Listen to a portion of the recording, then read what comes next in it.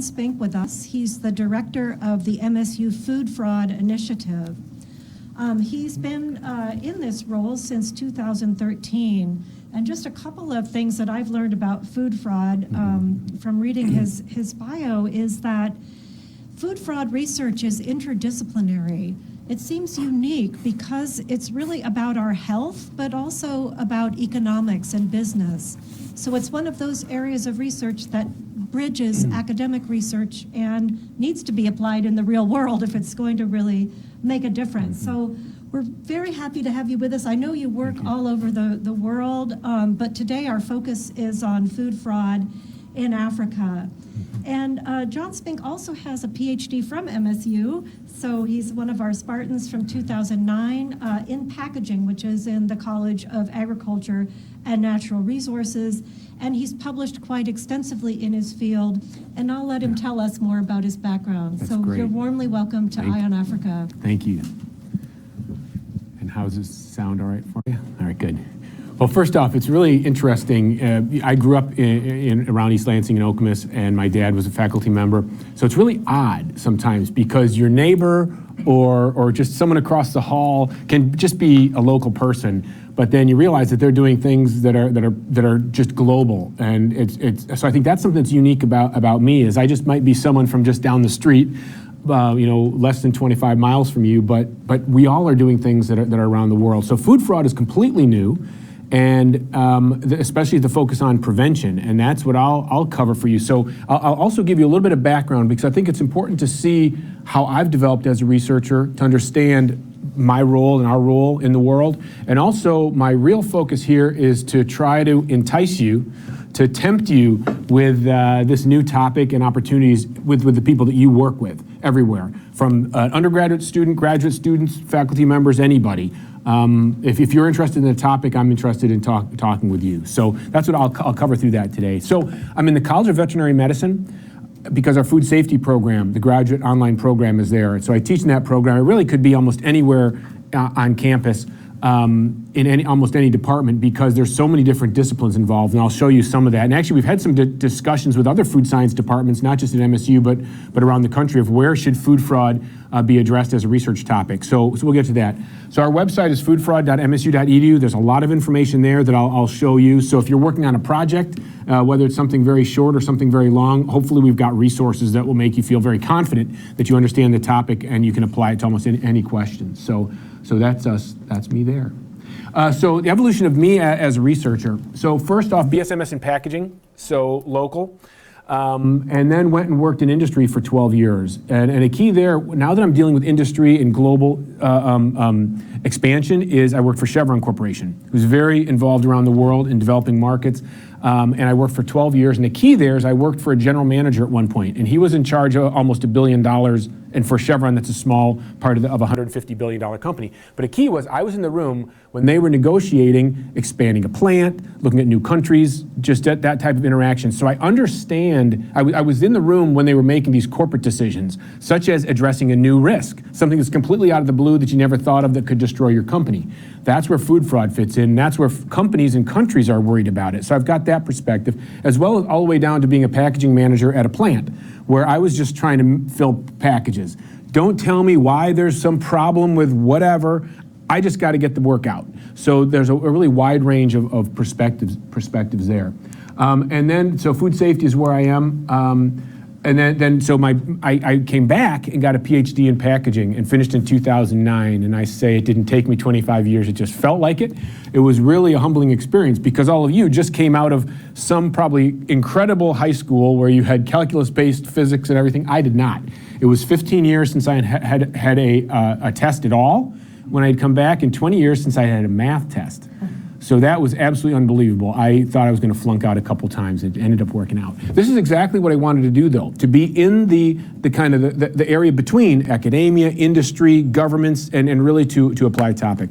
Actually, I'm setting my timer, so I could probably go 4 hours on this, but I'll cut you some slack.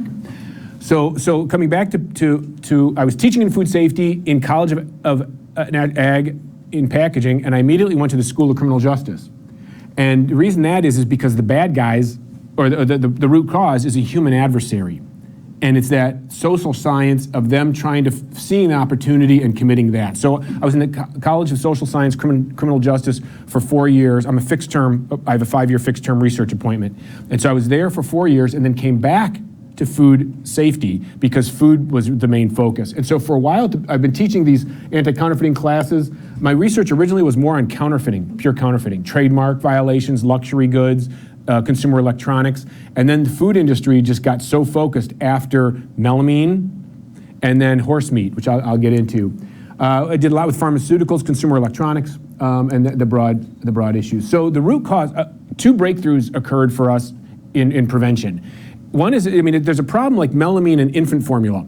That's a that's a medical issue, and that's a public health issue, and let's say a food safety issue, food science issue. But that's analyzing it after it's occurred. That's not the root cause of why someone put melamine in. But that got to be too complex for a medical doctor or a food scientist to then go to figure out the social science piece. And so a real breakthrough was for us to be realistic and say, what's the root cause? It's a human adversary. That came back to my Chevron days, because at Chevron, it's an oil company. If things go wrong, things go boom. They literally go boom. Plants can blow up, just explode. And so we had very much of a process-oriented focus to not just patch the problem, to figure out the root cause and what system weaknesses there were there at all. Because again, things could explode, literally. So that was really, for us, it was simple for us to go look at the root cause. What was not simple is to make this leap from ag and vet med to social science. But we just went ahead and did it.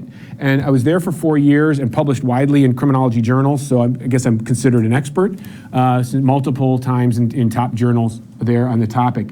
But a key is root cause. That's like studying transportation and studying only engine technology. Getting product around the world is important, but the engine is just a piece of it. It's not the vehicle, it's not the logistics. And that's where then we looked at decision making. It's public policy and managerial accounting.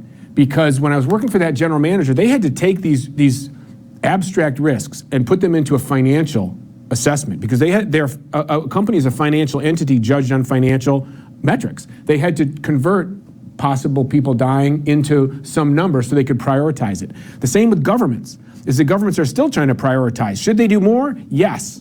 But how much more? Why? How outrageous is this? And for you to say they should do more for food fraud, the question is, where do resources come from? Unless it's more taxes. So there's all these issues, and that all along the way that led to food fraud prevention not being addressed because it was too complex and it was too outside the realm. But for us, as we came in, so I came back in 2009. I did not have a legacy of my department.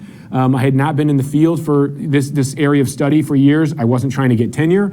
I could just go where the problem was. And all along the way, MSU set me up to just be able to chase the problem. That's why it's vet med, criminology, social science, all these different things.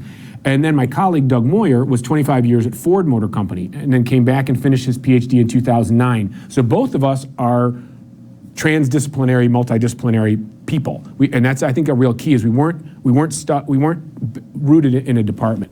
And that's where the decision-making came in. So now we've got the problem, and now we've got the root cause, and now we've got decision-making. Now we have a system and a cycle. And the application is the key. You mentioned that, but the application is it. We have to think about the theories to go back to the core criminology theories, so we're based in a competent area, but then apply it all the way down to that person in a field, or that farmer, or that shopper, or that retail store owner in Tanzania or wherever, trying to make decisions.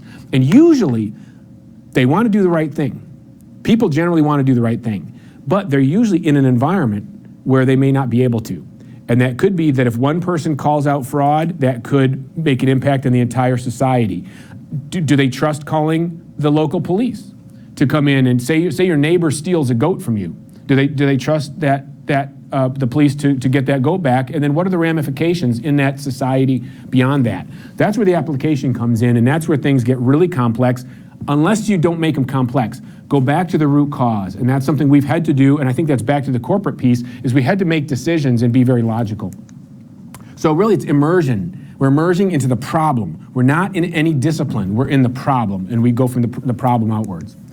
So really just about us real briefly is, our goal along the way, and MSU put me in a position to have this be, a science-based scholarship. So food fraud wasn't defined before 2011. It was used as a term, But we found trouble when we were trying to apply for grants, when we spent half the time saying what food fraud was, and that it was a real thing. Same with articles. So we, being very applied, our first article was defining the public health threat of food fraud. So it was the first academic article that was a study of the terminology and what made sense there, and it defined it as a thing. After that, the use of the word food fraud in articles has just gone on a hockey stick upwards since then.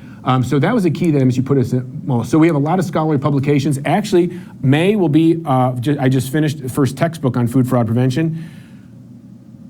I would do it again, but I would do it with a little bit more awareness, because it was 5 times longer than my PhD and definitely 5 times more intense. And unlike your PhD, someone's actually going to read it and judge you on it for the rest of your life.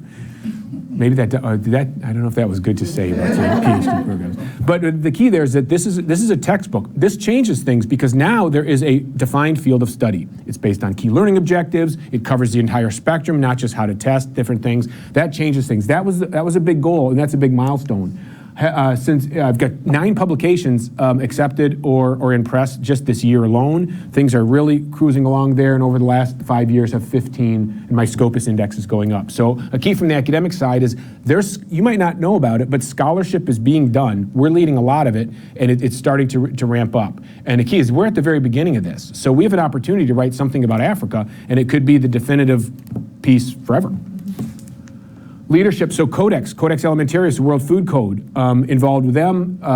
They're defining food fraud right now, and the U.S. Codex delegation is leading that, and I'm on the Codex delegation, so giving some insight there. Interpol, that's been fascinating to work with Interpol around the world, just to see what they do and what they know, the stories, like at the bar afterwards is just amazing. And then U.S. government, but the Global Food Safety Initiative is something you've probably never heard of. But that's the companies in the world have said, we need a food safety system, that management system that's the same for everybody, that we have one system for the entire world. 65% of the world trade, or approximately that, are members of GFSI. So think Meijer here. Meijer requires their suppliers to have a food safety management system that's based on GFSI, required. So there's usually 2 paths to be a supplier at Meijer. One is you are GFSI compliant, or soon to be GFSI compliant. So a key with that is it's a requirement in a food safety management system, and as of last year, they've defined food fraud as a requirement of the food safety management system. So if you want to sell any product to Meijer, even if you make it in your house here and just drive across the street, you have to have a food fraud prevention strategy in place. And so that's also, now we've got this regulatory or let's say compliance requirement, even though it's commercial, but it's required basically for everybody. And they're starting to look at what to do in the food fraud area. So those are all key. Codex, ISO, GFSI, and others is that there was a requirement. It is not optional. If you make food and you want to sell to Meijer or Wegmans or Walmart or whoever, you will be GFSI compliant. That's not a question. So it's not an optional requirement. Public comments, so we constantly look for public comments. That's so key at the beginning. I'd say that of countries you're working in, whenever there's a request for public comments, let's talk, because at that point they're trying to say, hey, what do you think? What's the best out there? And we've seen countries have started to move direction, or even terminology used inside U.S. government documents has started to change to be things that look like words that we've used. And so they're looking for us, they're reaching out for us. That's been a real key because it's shaping policy at the very start. Conferences and webinars, so I've done external presentations. I don't know if I count this as an external presentation, I guess it's outside my department, but 250 in the last 5 years. So been very active and travel a lot and get around. The key is we're trying to get out there, meet people, hear what they're saying, explain what we're doing, and so you can tell me what your problems are, but then to do that country by country and just make us be accessible to everybody. Our ears are always wide open. And then revenue, we've been covering our costs, which is a key.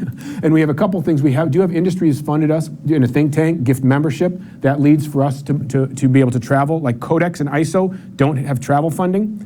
And if we don't get travel funding, then we can't be there. If we're not there, we can't hear the discussions or be a part of it. Also, our MOOCs, massive open online courses. So I gave you cards. If you don't have one, you can have one. In the back of the card is information about our MOOC, massive open online courses, free open online, 2 2-hour webinars. So if you're thinking about a food fraud product or project or something, see the webinar. There's a fee for a certificate of completion, but you can go through all the MOOCs that way. We're 4 going to 7, and that actually has been a requirement for auditors around the world. So that's something that's become a revenue generator for us as well at $100 a pop. Graduate courses, 3 and 4 in process, and then executive education. So we do have companies and countries come visit us quite often. So we really have, you might not have heard about it, and there might not be big grants that are showing up, but there's a lot of activity, and there's a very firm foundation, very broad, that we've got going. So just a bit of the research piece for us is, at the top is 2011. That's when food fraud was first defined, really, in an academic sense. We happen to be the people that wrote that. And then just this year, couple things we have is this first one is just published, Application of Public Policy Development Theory to Food Fraud. The key with that is we looked at how public policy is developed and implemented, and then there's 6 steps by Dye's process model, and we looked at food fraud around the world. And a key there is we look for the gaps. So like in the UK, the EU, the US, China, wherever, what would help them get from number 4 to number 5? And the key, Chris Elliott is really the head of food fraud for the UK and leading in the EU. So we've got colleagues there. Survey of food fraud terminology. So now people are still debating about which terms should be used for a broad range of concepts. This was published by us in press with the Grocery Manufacturers Association. Key there is they represent industry. So it's collaborating there. And then this one is Global Perspectives on Food Fraud. It's a WHO survey of the InfoSan, which is International Food Safety Authorities Network, their member countries. We did a survey with InfoSan about what countries need. And what we found is over 97% want help understanding food fraud and managing the prevention of it. So we're starting to frame it all here of what the needs are. And the last one was the textbook. So now when people are starting to look forward of how they're going to work on it, there's the 660-page monster that they've got as a reference that's thorough. So the key is it started here and it kept moving. So here's the question of where should food fraud be? So food fraud we have food safety, food authenticity, criminology, standards, risk management, business, social science. We actually have journalism in there because a lot of journalists will report on a food fraud incident incorrectly. They'll report because they don't know test methods, certifications, things like that. So we actually are partnering with the Journalism Center here, the Department of Journalism, and the Knight Center for Communication with Eric Friedman, and we're writing an article that has a method that people like journalists could use. So really, food fraud could be anywhere, and it's not more than 10% of any one discipline. I think the key is having it somewhere in food, because the food science people understand food and the testing of food and the limitations there. But that's where it gets so broad, and again, that's why it's had trouble implementing. And then just about us, we've got these MOOCs. So there's 4 of them, the executive education, grad courses. So the food safety program's all online. So if any of you are interested, as you're out in the real world, as long as you have internet access of some kind, you can get there, and we have certifications.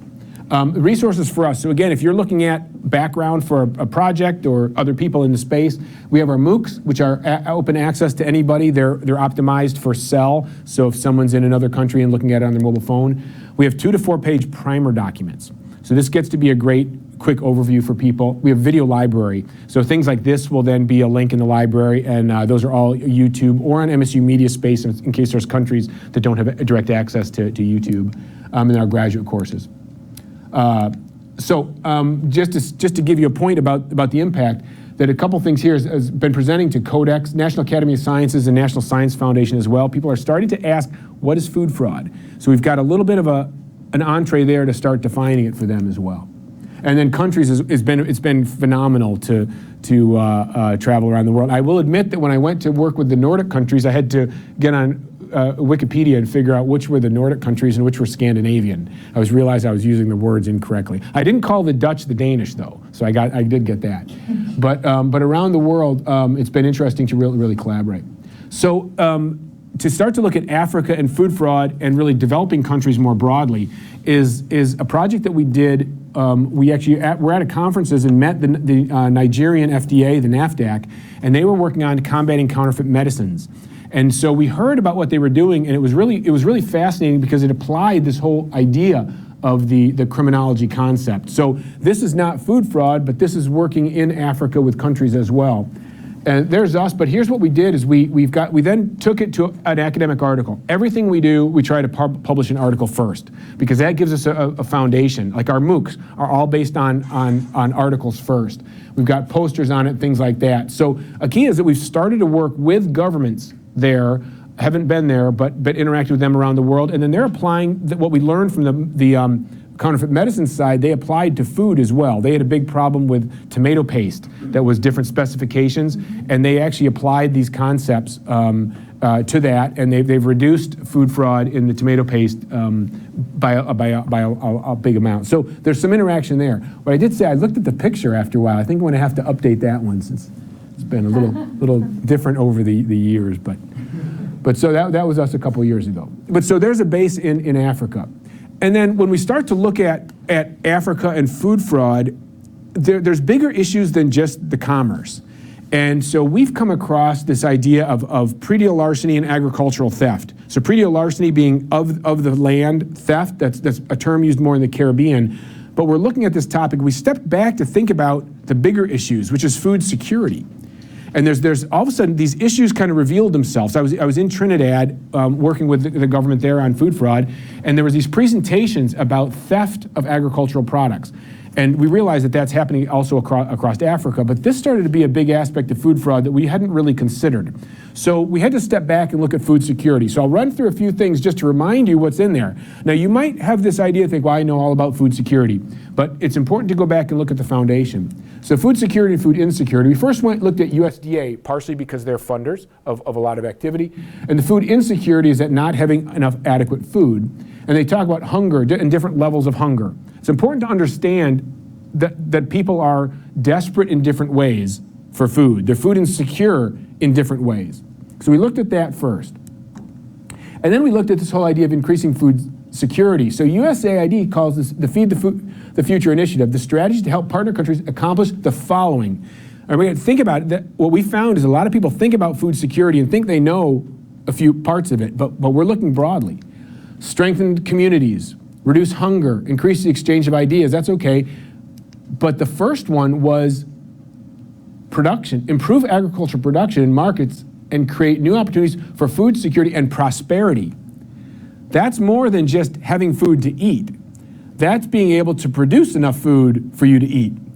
And that beyond that, that's you to be able to produce enough of food to eat and sell so you become prosperous, raise you out of poverty, and that you can sell enough that your kids don't have to work on the farm, that they can then go to school. So there's all these other issues with food security that expand beyond that. And a key was we saw that food fraud plays a role in all of these that I will get to. But a key there is to remember that a key component of food security is not just getting the food to people. It's not just bags of food. It's being able to produce the food and prosperity. And prosperity is beyond just the food, but economics. So the vision also was looking at Trinidad, because that's a country that we've been very, very involved with. Actually, the Minister of Agriculture gave me a very hard time because I wasn't on WhatsApp, and he thought that was just ridiculous that I wasn't. And so I got on WhatsApp, and I accidentally started sending him text messages on his phone. And so that's actually kind of fun because now we have this exchange. And so we were at this conference, and they kept giving me a hard time because he kept getting text messages. But I did get on WhatsApp. But the key is that people are looking for relationships. And when you find someone that starts to know in a competent way to interact with you, they're very, very open. They're looking for all of us. So in Trinidad, they have this FAO report looking at the northern range. There's kind of two mountain ranges in Trinidad. The northern one's beautiful, but really intense. They're trying to build the small-scale subsistence farmers. That gets back to the food security piece. Not just food, but they're subsistence farmers. They want to get them into production. Improving livelihoods and food security. There it is again, more and more about that. This was shocking. 100,000 people are they're food insecure in Trinidad. That doesn't sound like a lot, but that's over 7% of their entire population. They have a real severe problem with food security there, and this whole idea of prosperity. So think about this hypothetical farmer. This is where it started to get real for us. Think of the current farmer that has 2 goats, and they're a subsistence farmer with 2 goats. If they could get 4 goats, so if those goats could produce, or let's give them goats, all of a sudden they can create income, and if they have 6 goats, they can invest it, and their kids can go to school, and they're really getting out of poverty. That's great. Let's go buy some goats and send them to Trinidad. Then everything's done, right? Not so fast. A key here is to remember this point, and we'll talk about goats for guns. That'll come back later.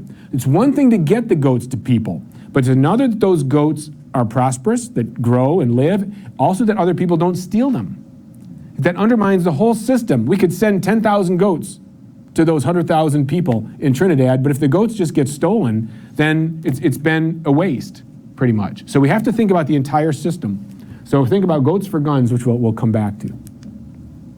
Now, a piece of this, too, is looking at broader, and this is something we think that FAO has been looking at in the region as well, is looking at market forces and the investment cycle. Because what we want to do is we want to get those goats to people, and then we want to be able to have the economy start to grow. So the market forces here is that this is Michael Porter business, that there's the market industry, and there's suppliers, there's buyers, there's substitutes, potential entrants, and barriers. The fraudsters fit into this cycle as well, and that's a real key. This is not a business, we can't, it's not that we can't trust everybody, it's that that's the reality of the world, the way things are. So we're looking at the market forces. So if 10,000 goats are being just dropped into Nigeria, into Trinidad, then there's an opportunity for fraudsters to do something with those 10,000 goats if we don't protect them. That would be like just having an ATM machine that anybody can come up and get money out of if they want to. That good people will be there, but also the bad people will be attracted. Those are the market forces that we need to think about. We need to make it that the fraudsters don't have an opportunity. Let's make it really simple. That's the most basic piece. Then the investment cycle. So what we've got is materials come in, this is the normal supply chain management, and at the end we're looking for a return in the business. So if we give 10,000 goats to Trinidad, they all get stolen and they're no better off, then FAO, World Food Program, or others aren't going to be very happy to give us another 10,000 goats. So our investment cycle, the entire process stops as well. So we're applying these kind of bigger business concepts to the situation. So we've got to figure out how these people can get and keep their goats. That's the bottom line. I mean, this sounds like ridiculously simple. I think that sometimes it's almost intellectually offensive how simple we get to the base, but that's the bottom line. And if we do that, then more people are going to be happier to give us 10,000 more goats there to rise people higher. It's only 10,000 goats. Think if we could go 20,000 goats there. And if we can get them to keep it and grow and be prosperous, maybe they get a goat cheese industry, which they have started to have, an artisan rainforest goat cheese. That could be amazing. And we could do that everywhere around the world, as long as we can get people to 10,000 goats and they can keep them. So that's why we're trying to get so simple on the cycle there.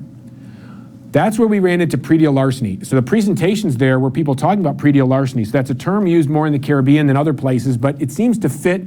It also is, it's kind of nice that it's a different term, because when we talk about this, it's not the same. If we say agricultural theft, you might already have an idea of what you think agricultural theft is. But we want to make people think a little bit differently, and it does help us have this single focus.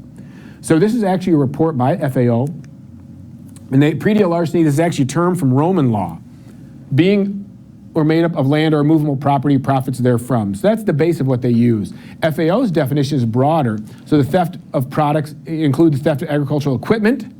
So you give someone a tractor, that gets stolen. So that's good. We're trying to give people resources, not just goats. Agricultural inputs, that could be seeds, could be fertilizer, could be fencing for those goats. Piping for water, secondary products such as feed and fodder as well. So we've got to feed the goats. Now, in Trinidad, they're usually eating the normal, the local rainforest plants, but that's something to consider as well. Here's what FAO said. Now, I don't know what you thought the most prevalent crime in the Caribbean was, but I did not think it was stealing goats. The most extensive among all crimes committed in the sub-region of the Caribbean in terms of number of persons and families affected is pre-deal larceny. Number one, 98 of all producers surveyed have experienced loss. Everybody has had pre-deal larceny, agricultural theft happen to them. The most prevalent crime. Now we're getting someplace. This is not just us thinking, oh, this is kind of a neat project. This is now being defined by FAO as a big, big problem. Single greatest disincentive to investment in the sector. That's why I added that section about investment. All of a sudden, so even think about a food company that wants to start growing, maybe they want to put cows there to make milk in the region instead of skim milk powder, instead of shipping it in. They're hesitant to invest in farms. Estimates that 18% of the value of farm output regionally is taken by thieves, 18% overall. So we've got some really big numbers. So this should just motivate us to just get on this and apply these concepts we've got from around the world. But like most things, it's not always that simple. There's always something else. We should always be thinking that there's some other issue here. It's bad, yes, but The data suggests, this is FAO, that just over 30% of the produce stolen at the regional level is used for household food and other needs of the home. That's hunger. So if we reduce all pre-deal larceny, all of a sudden there's a lot of people that are stealing food to eat. That could have some unintended consequences. Now, that doesn't mean we should stop doing what we're doing, but we need to think of the entire system. The second one's another biggie. Regionally, the largest share of the produce stolen is disposed of in the higgler-huckster trade, or peddlers, which is dominated by rural women, most of whom are single, vulnerable household heads with no other sources of income. That's poverty. So all of a sudden, we stop all pre-deal larceny, we have two major unintended consequences. So we have to think about that as well. That's not insurmountable, but the key is we need to try to figure out, we need to understand that there's more issues in the big picture there. So what we did is then we looked at, so food fraud is the basic concept, and that's what we've been studying at the broad level. Within food fraud, theft is one of about 7 types of fraud. So if we're looking at just the agricultural theft, the pre-deal larceny, that's one piece. Within theft, there's agricultural products, the inputs, there's finished goods, and there's other types of things like retail losses. Agricultural products is a subset under there.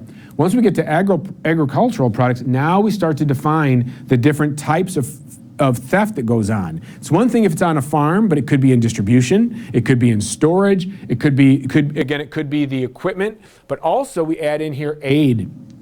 World Food Program has a really huge problem with theft.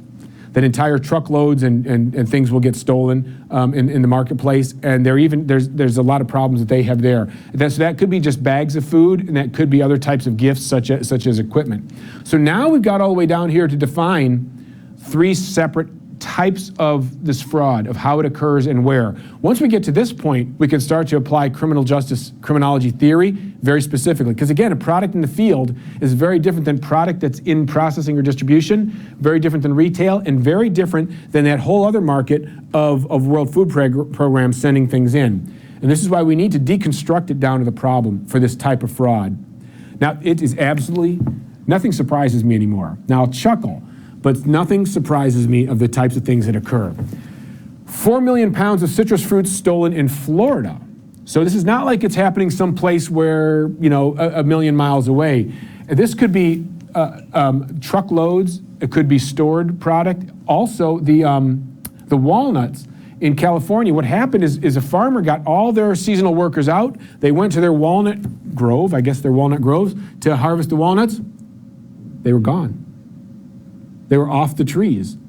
Someone else had gone in a week or two before with an entire crew and harvested all the walnuts from the trees. So, you think, oh, well, I'd notice if someone is in my backyard, but these are 50 miles by 50 mile orchards or something. You're not in there every day. And there's all these different contractors that are in and out of the fields. The people that worked at that fraudulent harvesting operation might not have known that it was fraudulent, because they go to different fields anyway and different orchards. So they went in the field, the whole orchard was already gone. 1 million bees, I don't know how many that is, but that's a lot. An entire blueberry field. They went in and they pulled the blueberry bushes out of the ground and then took them away. So they went back to the field, and all of a sudden the 20,000 blueberries that they had planted were all of a sudden gone. But if you think about it, that makes total sense. There's an opportunity. You're looking at, if you're a blueberry farmer, why buy 20,000 healthy blueberry bushes when you can go steal them? If you're a sociopath or criminal, you're not afraid of breaking the law, and you're not concerned with hurting other people. Maybe you think they have insurance, so it doesn't really hurt them anyway. So it's amazing what will happen, and everything can happen. Oh, the maple syrup in Canada was interesting. That this is actually on. There was a Netflix show about this. And one thing what they did is they store the maple syrup in Ontario, I guess it is, for surges. So like if next year there's not enough maple syrup, they can then bring it in the market to stabilize the pricing. So they have warehouses full of drums full of maple syrup.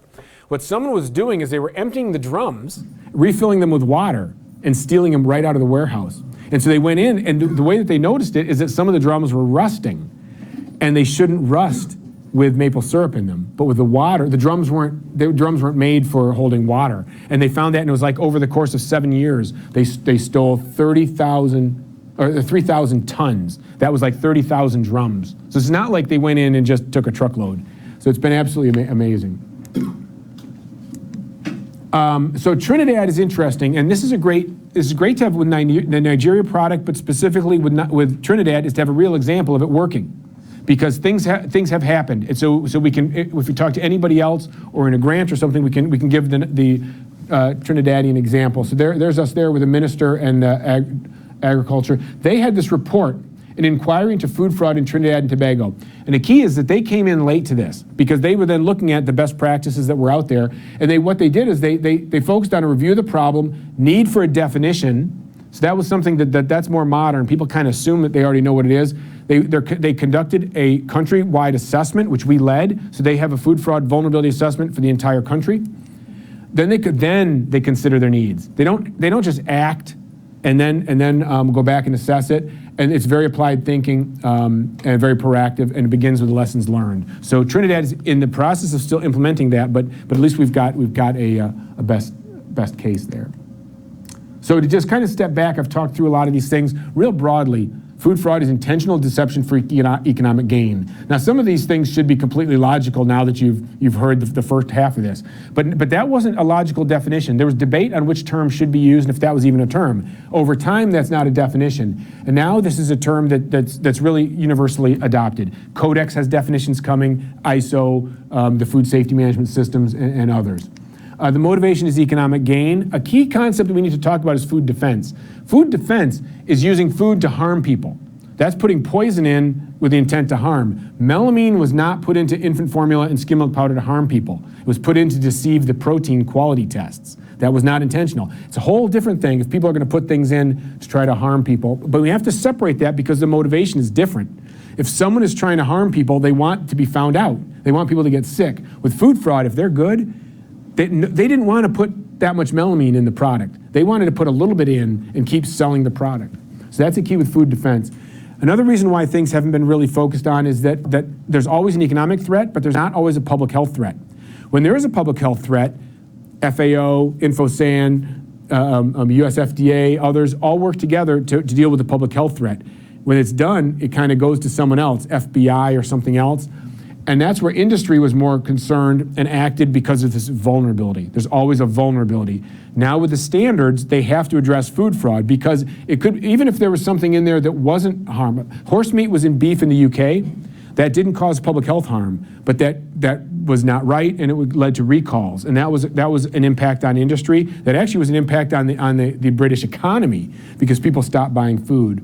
But that's why it hadn't been really focused, because if this was only a food science or public health problem, the problem went away. And then this was too complex to think about. There's a lot of examples we won't go into. So the Sudan red was colorant. Melamine was the big one that people became aware of, and then horse meat. That's the one that really got industry to move to about 2012. Because if horse meat was in there, what else could have been in there? And so industry really moved forward to get their programs in place. There was, in 2017, was Brazilian beef, if you remember that. That was quality levels that were wrong, so they were mislabeled. But again, people didn't trust the product, and there's been a wide range of them. There's a debate whether there's more food fraud going on or just more food fraud reported, because now that food fraud is a specific category, when an incident occurs, like goats getting stolen, it's no longer just theft or a public health threat. It now goes into the food fraud category. So we're now just more aware of it. But there's a lot of them that are in the marketplace. And then real briefly is food safety and food defense are very common topics that we deal with in our area. Preventing food fraud is fundamentally different from those other ones because it is intentional, it's for economic gain. One side, it's unintentional. You don't try to create a food safety or food quality incident. On the other side, food defense and food fraud is intentional. The bad guys know what they're doing. And for defense, again, the impact is economic, public health, or terror. For food fraud, it's economic gain. That's where this becomes a business type decision. We're trying to figure out how we can disrupt their ability to make money. And that's where we get back to the business and the criminology at the same time. It's a network, and they're trying to get the exchange of goods and services. Overall, working on all these increases food security, the amount of good food, because less food is wasted, less food makes people sick.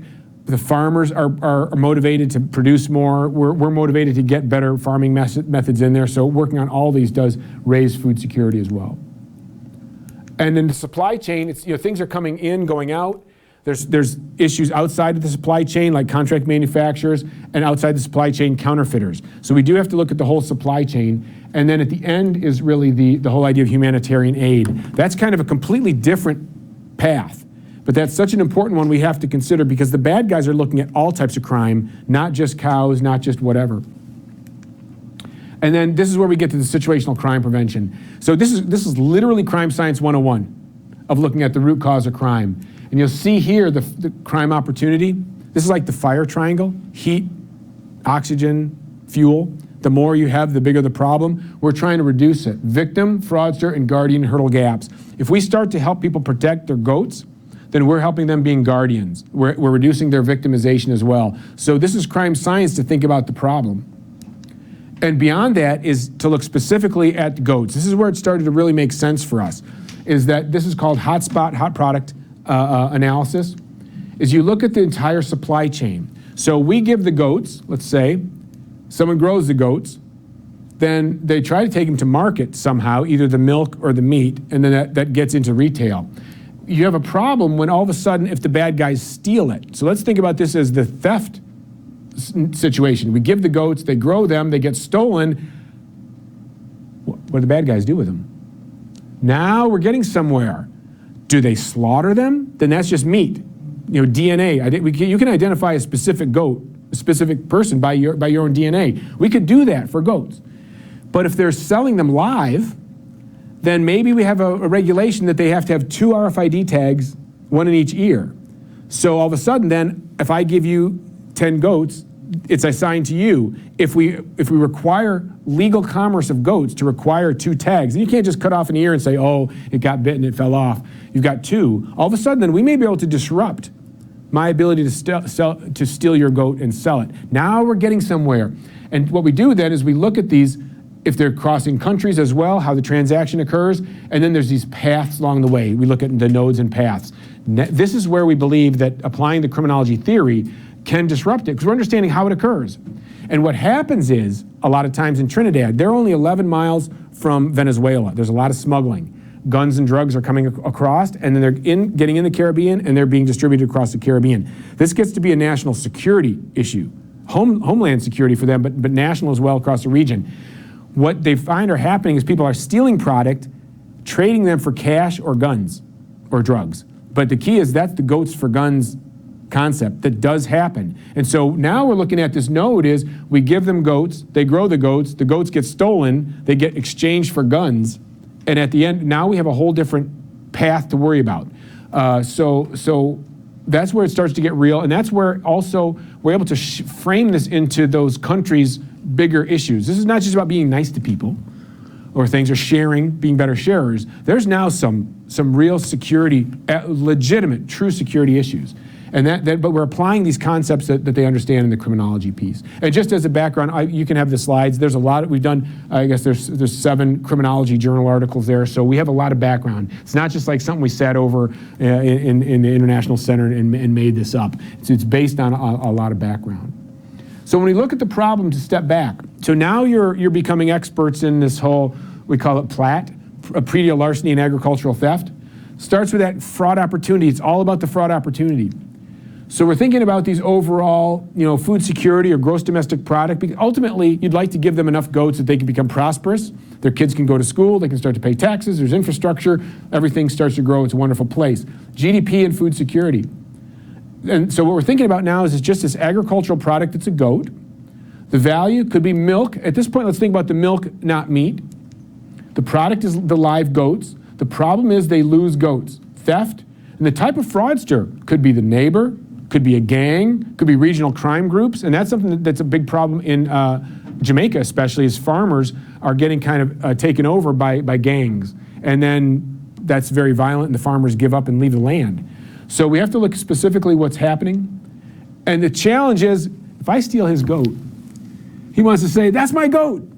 But how do we all of a sudden, and that's the situation, how do we move forward on that? That he can challenge me and that he gets his goat back and I'm penalized. Or, I mean, more importantly, we don't want to catch bad guys. We want to try to prevent any of this from occurring in the first place. I don't even try to go steal his goat. So that's when we start to look at countermeasures and control systems. That's all in the part of the process we have. And that's things just off the top of our head. We're looking at branding. We look at the law enforcement database of goats. So maybe the 20,000 goats go into some commercial database. RFID ear tags, that we have that in Michigan because we have bovine tuberculosis, especially in northern Michigan, that any cow moving in that region has to have tags on each ears. And then there's also multiple benefits such as vaccinations. If we're tracking specific goats, we can now track their veterinary records as well. So the big thing is why steal? Exchange for what, to buy what, and that includes guns and that's a real bad one. And it's great if we talk about goats for guns because you'll remember that now, number one, and it's also something that we can get some attention, that this is a real topic, a real problem, and we're looking at truly the root cause. So this is the step into our MSU opportunity, call to action. So we're like I said, we're ready, willing, and able to work with anybody that wants to work at all. I don't care if you're a first-year undergrad or 50th year professor, and you have the interaction in your research area. You have relationships, you know your country, you know your market, you have previous work, and so we'd love to try to scope this out first and then start to see where there's some opportunity. The call to action, I think, is research the problem and scope. What is the scope of food fraud in Tanzania? That's a one-pager to start, and could end up being a longer paper, and that could be the base for us to go to somebody else. And we've done that with other countries, so we can bring in a lot of insight there. Create training and education, these MOOCs, massive open online courses. We've got all the systems up. If you had a 2-hour lecture on Tanzania and food risks, we could combine that with our 2-hour lecture on food fraud, and by the end of the day, we could have the foundation of the MOOC up. We already have the system in place. We have the captioning and all that, so we can move these quickly. We also have the reputation that they've been solid, but also marketing that we're able to get it out to people. Prevention and implementation, that's the goal. We're trying to understand what it is so we can get to the point where we're preventing it. And that's looking at the country. It could be country level, definitely. Could be for an NGO as well. So that's something with us, that, talking with World Food Program and USAID, specifically World Food Program, about they should have a food fraud vulnerability assessment in everything they do. I mean, now you think about it, you think, well, that makes total sense. But no one framed it that way. For an agency as well, focus on all types of fraud. That's the thing, you've got to look at all food fraud. I had production, processing and retail, and farm and aid theft and gifts. You have to think about all of them because the bad guys are thinking about all of them. Begin by assessing the problem. That's what do we know about it, looking at history, then looking at the fraud opportunity, again, that kind of nodes of where we think it's going. Then people can correct us to say, oh no, they trade it for something before they trade it for guns. Focus on prevention in relation to we have to be very realistic about the resources that are currently available. We can't go say that they need to spend $1 million or $100 million or $100,000 on something if there's no funding or if we can't get the idea to become legitimate. So we have to be realistic about what the funding is, and that we've definitely started with that and propose this holistic strategy, and that's something that has definitely started. So hopefully I've given you enough encouragement that I'm enthusiastic about this, if anything, but that we've thought through it very broadly and are really looking for that impact and have made a lot of effort already to reach out internationally. So a lot of ways to interact with us. I think if you are interested, those 2-page primers and the MOOCs are the best way. They're 2-hour webinars, so they're short. A lot of people to thank. So hopefully I'll add the. I have international programs, but hopefully we'll get some more activity going and we can list this all together. It's been amazing to. Like this, the potential is immense just from across the street or around town. We just need to find each other and find a good opportunity to start. So with that, those are both of the Nigeria lectures. So you'll get the PDFs of this. So please, and use them in any classes or anything as well. It's all public information. Everything we do is considered public. So there's open for anybody to use on anything. So. And I don't know if you heard, my timer did just go off, so I was 4 minutes over my goal, 40 minutes out of the long time. So So we definitely have time for questions, I think. Great, thank you very much.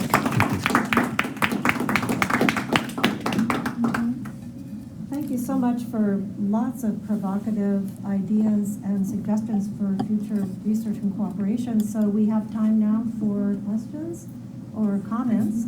And we usually do pass the microphone. It's not an amplifying microphone. It just helps us make sure that your question is heard for the people online on the live stream. I think sometimes I've just fed you a glass of water through a fire hose. I try to not speak too fast, but sometimes there's a lot of content. I did want to make sure, I mean, you get the PowerPoints, and a lot of this is online, and it's recorded, obviously, so if some of this you need to, later, if in a week or a year, you all of a sudden think of a project that you've got there's a resource.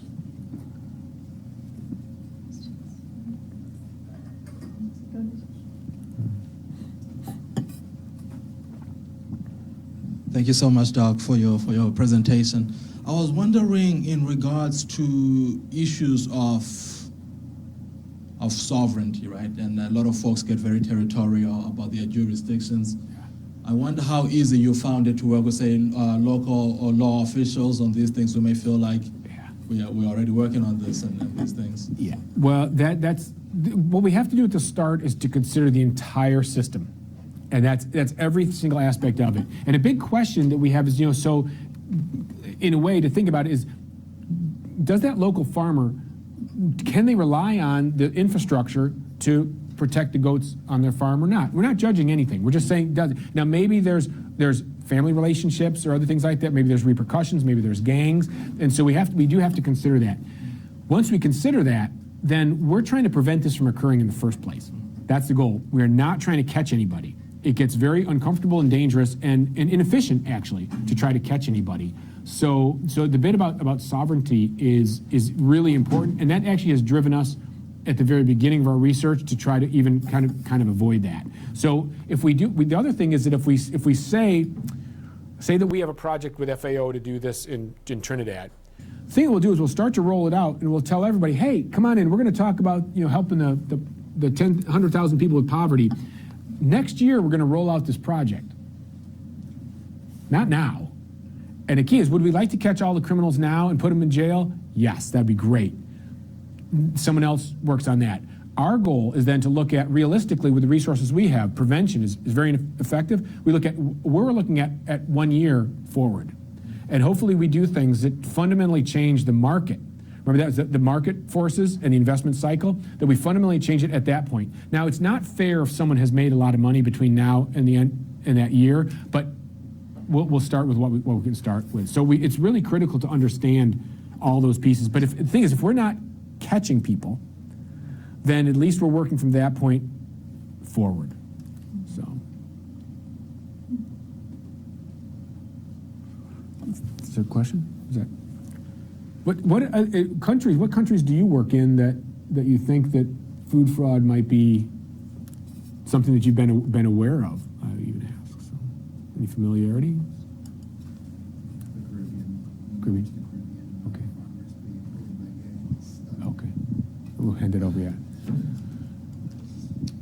I was saying, when you mentioned the Caribbean and farmers being bullied by gangs, I have a decent group of Caribbean friends from Jamaica, Trinidad, with family members who have farms or have family members who own farms. And it is surprisingly a problem. I had no idea before meeting them that they were getting harassed by young groups of men, typically, for food. It was such a weird thing to me as an American. I think it's really interesting. I mean, you have an incredible opportunity because you're starting to see this possible thing. And so it's connecting something that, there's this body of research here and people that that have a personal problem there.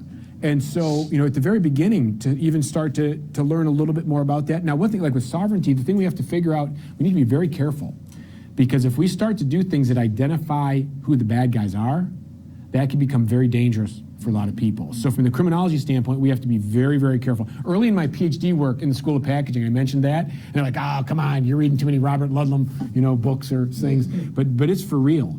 And that's something that, World Food Program people are definitely murdered.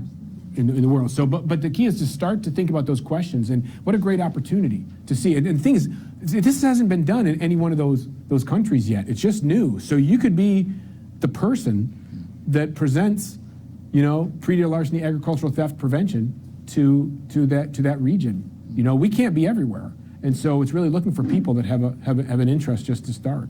So.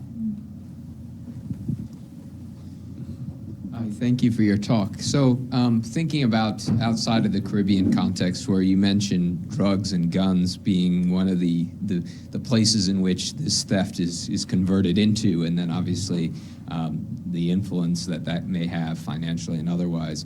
But thinking more specifically about the African context, what are the incentives for the fraudsters to engage in food fraud in the African context? In many settings, I wouldn't necessarily think, because I don't know a lot about this area, but that drugs and guns are not going to be some of the key drivers in many African countries. And then you think about the sort of the economics of the food sector in some countries, and you can see that Western countries have artificially lowered prices in many ways through some of the humanitarian aid and otherwise, and trade policy that is present. So some would argue is that there may be a lot of money to be had in that area, but maybe not so much. And part of the reason why people are trying to get out of the agricultural sector, and I know some of the colleagues at MSU are trying to kind of, emphasize the importance of the agricultural sector, but many are leaving it. So I'm curious, what are the incentives, the financial incentives or other incentives you can think about, particularly in the African context? Yeah. Well, our original work was on the counterfeit medicines in Nigeria. And so Nigeria had a unique opportunity that with the oil there and the level of education, that they had this opportunity to possibly become the financial hub of all of Africa, even with the growth like that. But a problem they had was with foreign direct investment, because say that you're a multinational company, you send your people there, and if your people are spending 10% of their time at home with diarrhea, then you can't afford to have a high-level engineer or group in that country. So they were actually moving people back to Europe and then working more remotely. That's just with medicine. So Nigeria had a lot of problems. Then Nigeria had a couple, it was a minister of health, whose sister died from taking a counterfeit diabetes drug. I think it was diabetes drug, Dr. Dora. And so she was very brave with some judges, and they started to really pursue the counterfeit medicines. The key there was just money. Is people, who are the criminal organizations that are smuggling product in and out, and they're making money to either fund their own lifestyle, but then it's also funding other types of illicit activities. So there's a wide range of root causes. Now with them, they did a number of things that we covered in our paper that reduced the fraud opportunity. And then it was so good that counterfeit Nigerian drugs started to overload the Sudan and the neighboring countries, because they couldn't sell them in Nigeria anymore. Now that's a problem, neighboring country, but if your first focus is only on Nigeria, then we saw that ripple over there. One thing they did is they found that, like, it's the nodes and understanding how product flows. Product was coming in shipping containers in the country. So they got the X-ray machines and handheld Raman spectroscopy to be able to look and, they could just scan, like your bags going through security at the airport. They could scan them. If you ever go across the bridges in Canada, you have to drive slow, and especially in the truck lanes, there are these two huge, thick pillars on either side. That's an X-ray machine. So every truck that crosses the border goes through the X-ray machine. Now the customs agent's just looking at a screen, but there's artificial intelligence computers looking at the details. If you say it's a truck full of engines and it's bags of clothing, that could set off the alarm. So they saw that. So Nigeria shut down those shipping containers. It was too risky to send a shipping container in because you might lose the whole thing. Then they saw people that were flying in and out of the airport with cartons, bags, in and out in a day. So what they realized, they were bringing in counterfeit medicines packaged in, bringing in multiple cases. So they got X-ray machines at the airport, and they looked for the people that were in and out. That's the things that they've done to reduce that. And then the fraud opportunity ended up being in the neighboring countries. So I'm going all the way around and about, but a key is there's money to be made, and a lot of times the people that will get into the market to make money in an illicit way are doing a lot of other things as well. So it's money and drugs and guns too. Yes, sir. Thank you for this wonderful presentation.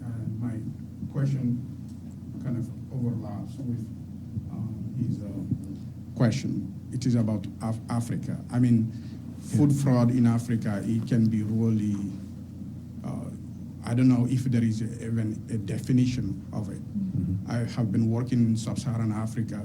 Some farmers will tell you that somebody who is coming to pick 1-2 mangoes is now stealing.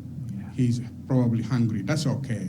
Right. When you are coming with a truck, that's what they call stealing. Yeah. Or some farmers, you will give them some improved seeds to grow crops. Mm-hmm. The family will go hungry, they will eat it instead of growing it. So it's not like somebody is coming to steal, it is the farmer himself eating, the crop or the seeds. So instead of providing or giving them 10 goats or something, when they go hungry, they can eat it. Yeah. How about creating some infrastructure that can help them to grow their own instead relying on some external resources that has been done since in the 70s. Right. Development programs have failed in Africa because this handout approach is not working. It can be climate, it can be, or there are other resources, or it is just a bad weather that these farmers cannot produce sufficiently to be able to feed their families and sell their products. So we can not only claim that their food or their production, has been stolen. It is also, we have to look at, the cultural and even also the infrastructure. Yeah. Some farmers, they may grow, but they don't have the ability to take their products to markets. So the marketing aspect also align with the infrastructure. So I think within the African context, it is really complex than just providing them food and preventing them from stealing. So my question is, how can we really nurture local production that can benefit the local communities instead of giving them these food and food aids or resources that we have to look for somebody to not steal them. Yeah, I think number one is we put that all on a piece of paper and start that as an explanation, defining the sub-Saharan African food security challenge or something like that, because we need to explain all that what you both know about from your base questions about Africa and interest is we need to get those down, and then we step back and combine to say, okay, what do we learn about that? Because remember, a third of the product was stolen for their own use, and a third was stolen by the beggars, the peddlers to sell them. So that's 2/3 of all the product that's stolen. So there are definitely other issues, and we need to define the bigger context, and then we can start to look at the influences of each one on there. And it's undefined right now. It's wide open. So I'm around Monday and Wednesday next week if you want to. Really, I'm serious though. I'm serious of that, of us trying to figure out how we define that. And if we we do a one-page summary together, then that's a simple one. And if all of a sudden we want to throw it away, then it's only been one page, but for us to define it, and that, for us, a lot of our articles have grown from that into defining it. And then sometimes we have to actually define it first before we can go get a grant on it. It's not defined as a thing yet. We haven't published this article yet on defining this yet. So it's not actually a thing. And so we may need to shape the market. One thing that I do see is that a lot of people nodding and saying there's something to this. And that's the key. We need to get this together into something that's really in scholarship. So.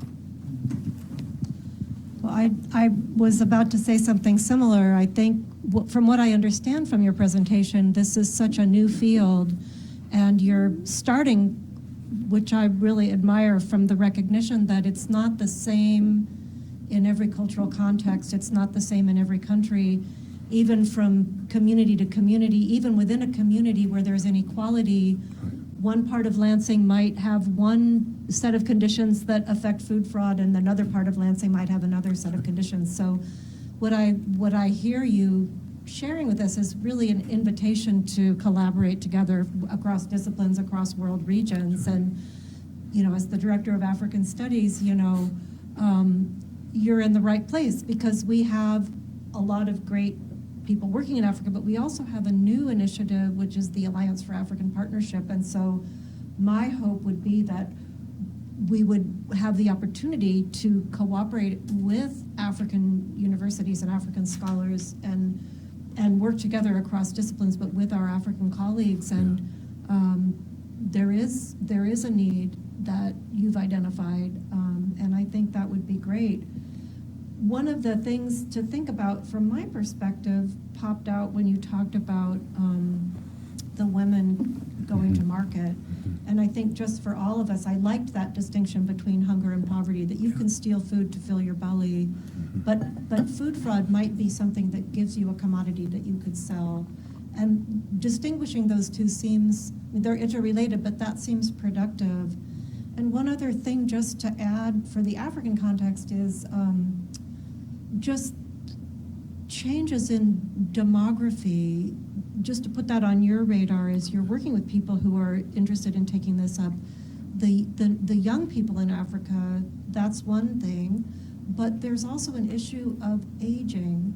And at least in my experience in rural areas, frequently it's elderly women or older people. They literally, I know old women that just almost perish trying to produce an acre of rice.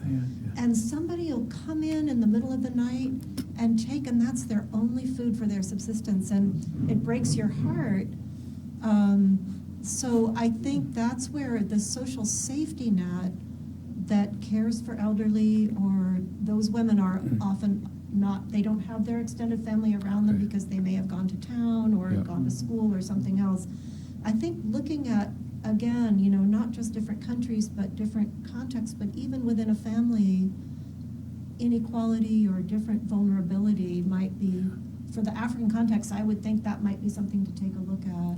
I think absolutely. The thing is that the concepts we have are not specific for anything. They're general, and they apply because the first step is to say, what is the situation? But the other thing is everything changes over time. So we have to assume, we can't assume that what we looked at today is the same in a week or a month or a year. We have to constantly be assessing where we are, and continuous quality improvement would be the business phrase of that. We're continuing to reassess where we are, and it's just adding every other piece in. Now, I'm not saying that an answer is going to pop out and that all the elderly women are going to now have enough food to eat, but the thing is we're at least looking at the entire system. I think maybe for us, that was a bit of, I think, from Ford and Chevron, is we always wanted to look at the entire system. And then once we understand enough, the entire system, how everything works, then we start to try to make decisions along the way. And I think a lot of times in academia, it stays in one discipline because people don't know, or you got to write the grant or whatever. It's hard to look at the overall system. Almost people don't have authority to look at the whole system. That's criminal justice, or that's something else. But we kind of threw that out, just said, well, we have to find, you know, we wanted to look at that root. So everything is added in there, and it's amazing that, especially when we look at the root causes of why things occur, then there's some reason that it would be interesting to see who are the people that are stealing that, not specifically, but in general, and then what are they doing? Do they fall into one of those three categories: poverty, hunger, or economic? And then there's a lot of different factors there. There's a lot of times where you can't say that it's, you know, people say, well, stealing is wrong. Well, all of a sudden, we're now showing that, okay, yeah, they shouldn't steal, but if they're going to starve to death, or their kids are going to starve to death, then where is the moral and ethical dilemma there, or the same with poverty? And so we really have to just kind of leave that kind of judgment out. So definitely, all this applies. What we need is people to start writing about what they know, and we start writing, and someone's going to then correct us. That's what we want. This is scientific method. The three of us get together and write something up. We're not saying it's perfect. We're saying, here's what we think from our experiences. Here's what we think it is. And the key is we share it, and everybody has a different perspective. Now, if we share it with everybody and they all nod, then that's also scientific method. We'd like to get it right the first time, but we'd rather not be wrong the second time. And so we want to write it and share it. And why not? You know, we don't get a gold star if nobody has any edits, so. Well, I just wanted to make a comment really about something that's been in the news, in the Zimbabwe news lately, that I feel like correlates with some of what we're talking about today. And you can engage it or, but it's just a little cool detail to know. So the penalties for stock theft in Zimbabwe are absurd, right? Absurd. So there was a guy, I was seeing this interview of this guy, incarcerated man on YouTube, and he's doing, again, ridiculous years, like decades for some of this. And so digging deeper into it, right, this has its roots in the colonial system when the white farmers, the Rhodesian farmers had the stock, and to punish the Africans, quote unquote, who might. Yeah. So this part hasn't changed, to a point where the conversation has actually moved the other direction. I was like, okay, now you can't go 10 years for stealing a goat. Where's that moral, ethical thing? Where's that middle ground regards to that? So it's just interesting to see the conversation happening. Like you can't, this is not right either. So.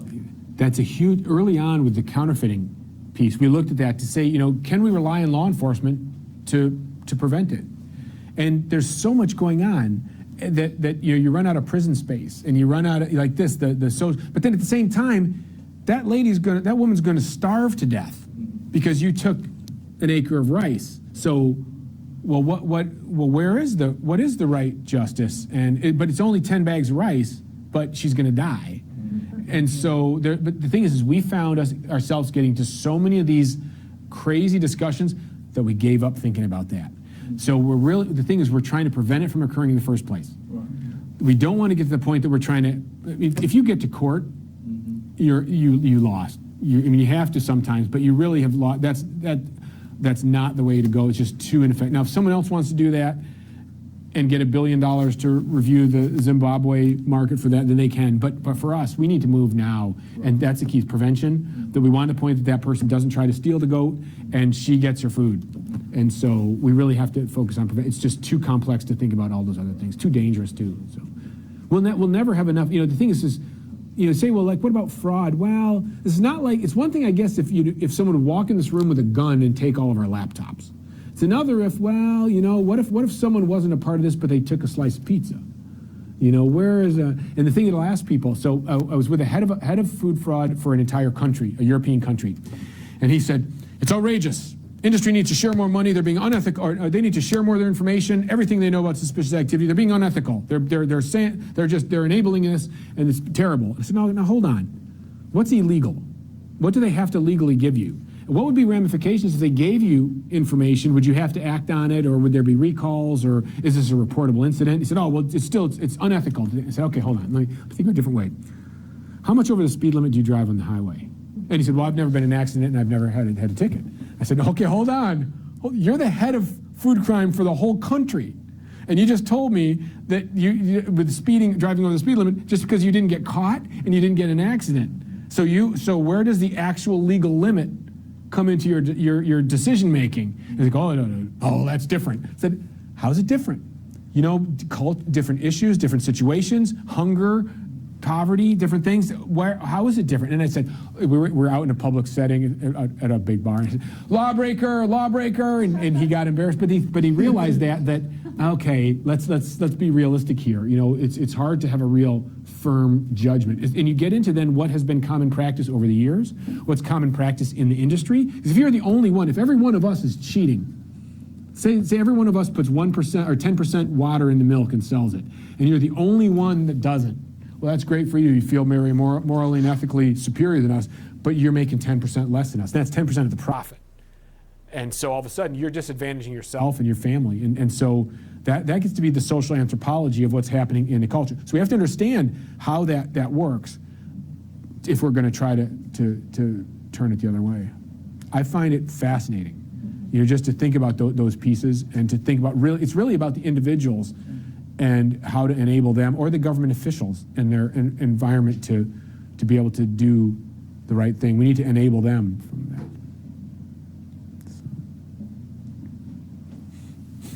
Well, this has been very stimulating. I feel like we're on the frontier of a new area of knowledge. So we're so glad that you were able to join us today, and thanks to everyone for coming. I have a quick announcement for those of you that are free this afternoon, starting at 4 on the 3rd floor here in International Studies. There will be student research presentations as part of the Muslim Studies program. And from 4 to 5:15, we have 4 different presentations about Africa from our PhD students. Not only, we have one undergrad talking about Islam and terrorism in Nigeria. So please join us. That'll be from 4 to 5:15, and then the second group of papers from 5:30 to 6:45. But the African ones will be in the first batch, right upstairs in room 303. So thank you all again. This is our last Eye on Africa for the year of 2018-2019. So thanks especially to all of our wonderful staff, and thank you again for introducing your research to our community.